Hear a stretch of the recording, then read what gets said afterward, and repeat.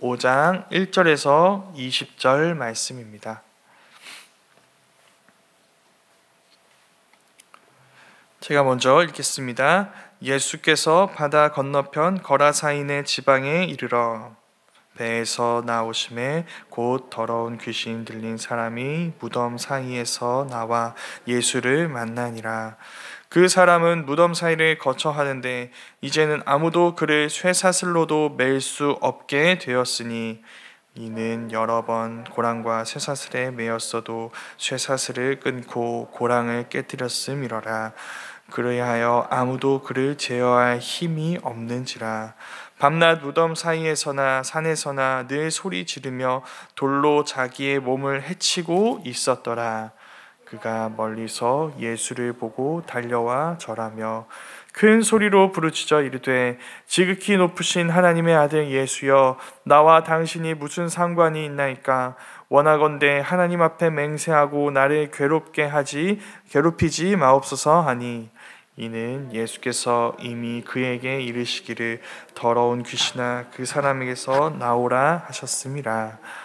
이에 물으시되 내 이름이 무엇이냐? 이르되 내 이름은 군대니 우리가 많음이니이다 하고 자기를 그 지방에서 내보내지 마시기를 간구하더니, 마침 거기 돼지의 큰 떼가 산 곁에서 먹고 있는지라.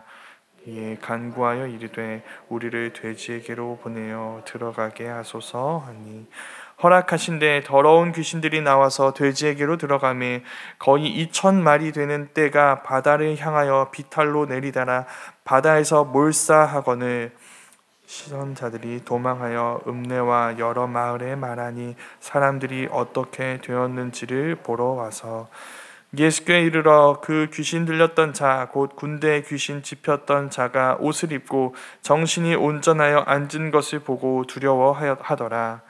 이에 귀신 들렸던 자가 당한 것과 돼지의 일을 본 자들이 그들에게 알리매 그들이 예수께 그 지방에서 떠나시기를 간구하더라. 예수께서 배에 오르실 때에 귀신 들렸던 사람이 함께 있기를 간구하였으나 허락하지 아니하시고 그에게 이르시되 집으로 돌아가 주께서 내게 어떻게 큰 일을 행하사 너를 불쌍히 여기신 것을 내 가족에게 알리라 하시니, 그가 가서 예수께서 자기에게 어떻게 큰 일 행하셨는지를 데가볼리에 전파하니 모든 사람이 놀랍게 여기더라. 아멘. 오늘 말씀의 무대는 거라사라는 곳입니다. 예수님과 제자들은 배를 타고 와서 여기 거라사라는 지역에 도착했습니다. 그 일이 사실 오늘 말씀에서 오늘 우리가 읽지는 않았지만 굉장히 순탄하지 않았습니다. 예수님 일행은 바다를 건너던 중에 바다같이 큰 호수입니다. 이곳을 건너던 중에 풍랑을 만났습니다. 그런데 그건 그냥 풍랑이 아니었습니다. 이 풍랑 속에서 예수님과 함께 있었던 예수님의 제자들은 다 어부입니다. 어부인 그들이라면 바다에서 여러 풍랑을 만나 보았을 것입니다. 그러나 그들조차 본 적 없는 엄청나게 광폭한 풍랑을 만났습니다. 그 풍랑을 예수님이 잠잠하게 하셨습니다. 그러니까 뭐 풍랑이 있었지만 그렇게 그러니까 불편하게 어렵게 온 건 아니지 않나요? 라고 생각할 수 있겠지만 우리는 이 풍랑을 잠잠하게 하시기 전에 예수님이 어떤 일을 하고 계셨는지 잘 알고 있습니다. 예수님은 주무시고 계셨습니다. 아침부터 밤까지 하루 종일 가르치시느라 엄청나게 피곤한 상태였다는 것을 우리는 여기서 알 수 있죠. 그렇게 피곤한 상태임에도 굳이 밤새도록 발로 이렇게 피곤한 상태라면 굳이 이렇게 밤새도록 배를 타고 다른 건너편으로 갈 이유는 없습니다. 하루 정도 쉬고 갈 수 있겠죠. 그런데 예수님은 그렇게 하지 않으셨던 것입니다. 굳이 이렇게 피곤한 몸을 이끌고 또 중간에 이렇게 풍랑까지 지나가면서 예수님은 굳이 거라사라는 곳에 가기 원하셨던 것입니다. 그럼 우리의 관심사는 이 거라사를 지난 목적에 향하게 됩니다. 이 곳을 지나시면서까지 이루고자 하셨던 목적이 무엇일까요? 그것은 오늘 우리가 읽었습니다. 귀신 들린 사람입니다. 오늘 말씀에서 예수님은 굉장히 이상하게도 이 귀신 들린 한 사람을 만나고 곧장 거라사를 떠나고 계십니다. 그럼 우리가 무엇을 알 수 있을까요? 우리가 방금까지 이야기했던 이 모든 수고를 감당하시면서까지 예수님이 거라사를 가려고 하셨던 목적은 무엇일까요? 이 한 사람이라는 것을 알 수 있습니다. 정말 이 거라사에서 만난 이 귀신 들린 한 사람이 예수님의 이 거라사 여행의 유일한 목적이었던 것입니다. 예수님과 제자들은 거라사에 도착하자마자 이 귀신 들린 사람을 만났습니다. 이렇게 오늘 말씀에서는 귀신 들린 자라고 번역되었지만 원문을 보면 이 사람은 더러운 영이 들린 사람이라고 나오게 됩니다. 이 사람이 사는 곳은 무덤입니다. 무덤은 산 사람이 아니라 죽은 사람이 있는 곳입니다. 그러니까 지금 그는 살아있는 어떤 사람과도 함께 할 수 없는 상황입니다. 사회적으로 이 사람 곁에는 아무도 없는 것이죠. 그것으로도 충분히 심각하지만 신학적으로 좀 본다면 이 사람의 문제는 더욱 커집니다. 성경에서 무덤은 부정한 곳입니다. 부정하다는 것은 하나님 앞에 서기에 적합하지 않은 상태, 그래서 하나님과 함께 할 수 없다는 뜻입니다.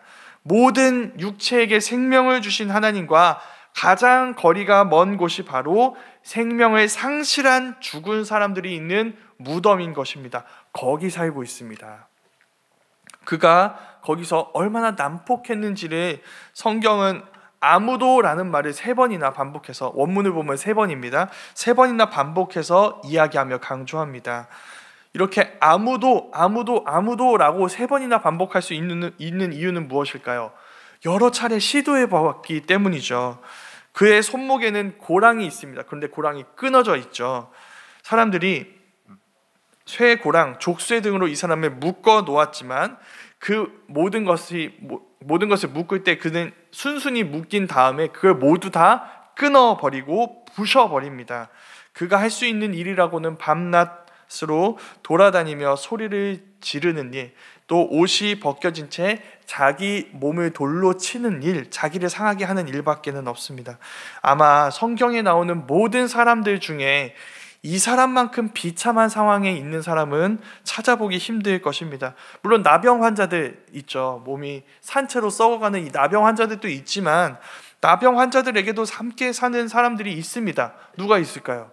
동료 나병 환자들이 있죠. 그러나 이 사람 곁에는 아무도 없습니다. 그의 곁에는 오직 죽은 사람들과 그를 점령한 더러운 영들 외에는 아무도 없어요. 말 그대로 지옥 같은 삶인 것입니다. 근데 바로 그 지옥 같은 삶에 예수님이 찾아오신 것이죠. 이 지옥을 만나기 위해 하루 종일 이어진 강행군으로 피곤한 몸을 이끌고 밤새도록 배를 타고 풍랑을 뚫고 오셨던 것입니다. 그 모든 시간과 수고가 예수님이 이 사람에게 부여하신 가치와 의미입니다. 하나님에게서, 사람에게서 가장 거리가 멀리 있는 이 사람을 예수님은 열렬히 가까이 하기 원하셨습니다. 이 사람이 있는 지역은 거라사입니다. 거라사는 이스라엘 경계 밖에 있습니다. 그게 아무 상관이 없었습니다. 예수님은 이 한 사람을 만나기 위해 기꺼이 이스라엘의 경계를 넘어가셨습니다. 그게 다가 아니죠. 예수님은 이스라엘 땅에 오기도 전에 계셨던 그곳, 하나님 아버지 품에 안겨 천사들에게 둘러싸인 채 안전과 평안을 누리는 그 하나님 우편에서 내려오실 수 있었습니다. 이 사람을 만나기 위해서라면 말이죠. 아마도 이 사람이 우리와 별다른 관계가 없다고 느끼실지 모르겠습니다. 그런데 이 사람의 모습은 정확하게 하나님을 잃어버린 우리들의 모습을 보여줍니다. 하나님을 잃어버린다는 건 그냥 하나님만 잃어버리는 거지라고 생각할 수 있지만 그렇지 않습니다. 하나님을 지우는 건 곧 하나님의 형상이라는 나를 지우는 일입니다. 그리고 하나님이 나와 함께 하신 다른 하나님의 형상들, 다른 사람들과의 이 사랑의 관계를 끊어버리는 일입니다. 그런 죄의 길로 나를 유혹한 사탄의 지배 아래로 들어가는 것입니다. 그건 자유가 아니라 지옥입니다. 스스로 자기를 해하는 지옥인 것이죠. 바로 하나님을 잃어버린 우리 모두가 처한 자리입니다. 그런 그를 예수님이 찾아오시고 이제 대화가 시작됩니다. 시간 순서로 볼 때 이 대화에서 먼저 말을 꺼낸 분은 예수님이었습니다. 예수님이 이미 귀신에게 그 사람에게서 나오라라고 말씀하셨습니다. 그런데 본문은 의도적으로 예수님의 말보다 그의 반응, 이 귀신의 반응에 대해서 먼저 이야기합니다. 이걸 강조하기 위해서죠. 귀신의 반응이 예수님과 귀신의 관계가 어떠한지 보여주고 있는 것입니다. 아무도 제어할 수 없었던 귀신은 예수님과 싸울 생각은 물론 똑바로 쳐다볼 생각조차 하지 못합니다. 도망치는 것조차 마음대로 하지 못합니다. 그저 그 앞에 꼼짝없이 엎드려 이렇게 말할 뿐입니다. 지극히 높으신 하나님의 아들 예수여, 나와 당신이 무슨 상관이 있나이까? 원하건대 하나님 앞에 맹세하고 나를 괴롭히지 마옵소서. 여기서 성도님께 물어보고 싶습니다. 지금 이 말씀에 의하면 이 귀신 예수님을 잘 알까요? 모를까요? 굉장히 잘 알고 있습니다. 마가복음 첫 부분에서 예수님은 하나님의 아들이라고 이야기했습니다. 네, 그 이야기를 들을 때 우리는 이걸 주목해야 된다고 했습니다. 그러면 과연 마가복음에 이제 앞으로 시작되는 이 마가복음 이야기에서 누가 예수님을 하나님의 아들이라고 고백할 것인가? 주의 깊게 집중해서 봐야 된다고 이야기했습니다. 더불어 풍랑을 만났을 때, 그 풍랑을 잠잠하게 했을 때 제자들이 이렇게 서로에게 물어봤습니다. 이분이 누구시기에 바다와 바람도 순종하는가? 충격적이게도 거기에 답하고 있는 건 누구인가요? 귀신입니다. 그런데 그 귀신의 말, 하나님의 아들 예수여 라고 부르는 그 귀신의 말 뒤에는 이런 말이 붙어 있습니다. 나와 당신이 무슨 상관이 있나이까? 이게 귀신의 존재입니다. 예수님이 누구인지 잘 압니다. 얼마나 높으신 분인지 알고, 그래서 내가 그분 앞에서 어떻게 해야 되는지 알고 있습니다. 그러나 예수님은 원하지 않습니다. 나를 떠나라고 요구합니다. 나와 당신은 상관이 없다고 이야기합니다. 그리고 이렇게 이야기하죠. 하나님 앞에 맹세하고 나를 괴롭히지 마옵소서. 이건 이런 말입니다. 귀신은 하나님이 자신들을 심판하실 거라는 사실을 알고 있습니다. 그러나 그 심판의 때는 세상의 마지막 날이라고 그들은 믿고 있습니다. 그러니까 그 마지막 때가 이르기 전까지는 당신은 나를 건드릴 수 없습니다.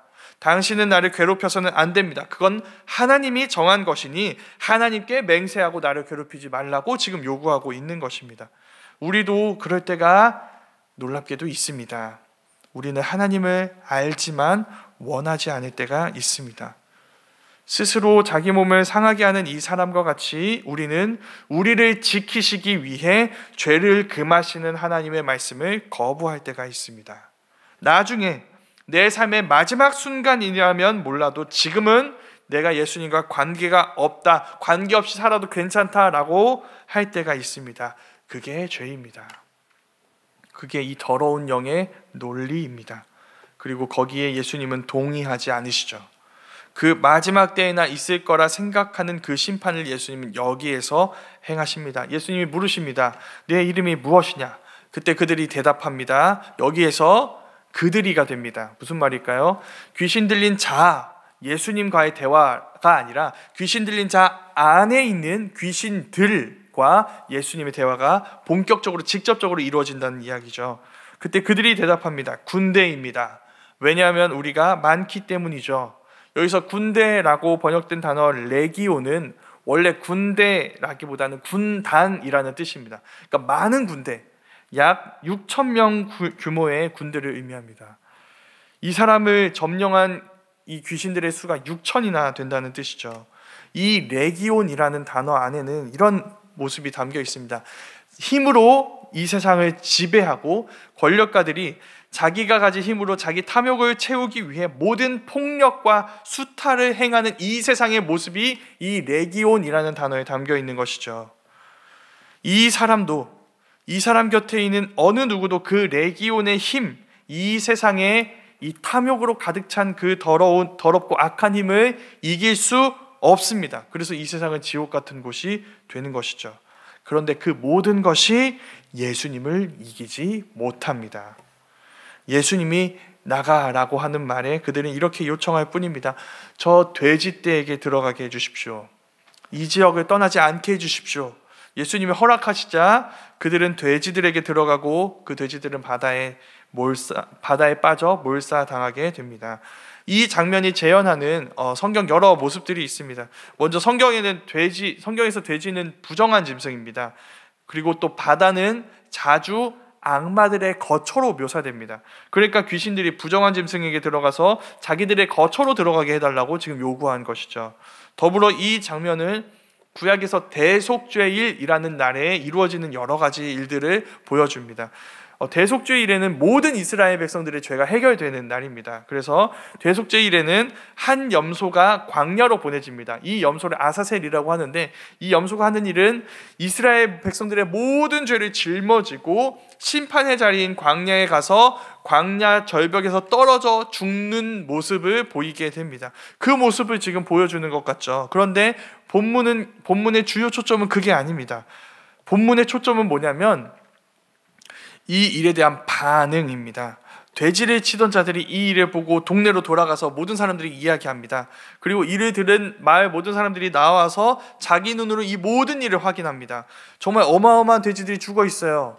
그리고 귀신 들린 사람, 아무도 제어할 수 없었던 그 귀신 들린 사람이 온전한 정신으로 옷을 입고 예수님 곁에 앉아 있습니다. 그 모든 것이 무엇을 이야기할까요? 귀신들의 말처럼 이분이 하나님의 아들이라는 것을 보여주죠. 어느 누구도 제어할 수 없었던 귀신을 저분이 제어하셨구나, 저분이 저 사람에게서 귀신을 빼내어 저런 일을 하셨구나 라고 생각할 수 있습니다. 저런 권세를 가진 분이라면 하나님의 아들이겠구나 라고 생각할 수 있는 것이죠. 그 모습을 보고 그들은 이야기를 나눈 뒤 뜻을 모아 예수님에게 이렇게 이야기합니다. 떠나주십시오. 그 이유는 매우 현실적인 이유 같습니다. 제가 좀 계산을 해봤는데요, 돼지떼는 모두 한 2,000마리 정도 됩니다. 돼지의 이렇게 계산할 수 있겠는데요, 1인분을 200g으로 생각할 때 돼지 한 마리는 263인분입니다. 근데 요즘 식당은 1인분이 150g이래요. 그래서 돼지 한 마리당 150g을 1인분을 계산한다면 돼지 한 마리당 351인분이 됩니다. 그러니까 2,000마리면 곱하기 2,000을 해서 이렇게 계산을 하게 되면 총 70만 2,000인분어치의 돼지가 물에서 몰살당한 거예요. 목사님, 그 정도면 예수님 진짜 좀 떠나주셔야 될 것 같은데요. 돼지고기 70만 인분을 바다에 던지시다니 다른 선택지는 없었던 거가 이렇게 생각하실 수 있는데요, 우리가 다시 이 사건을 좀 다시 생각해 볼게요.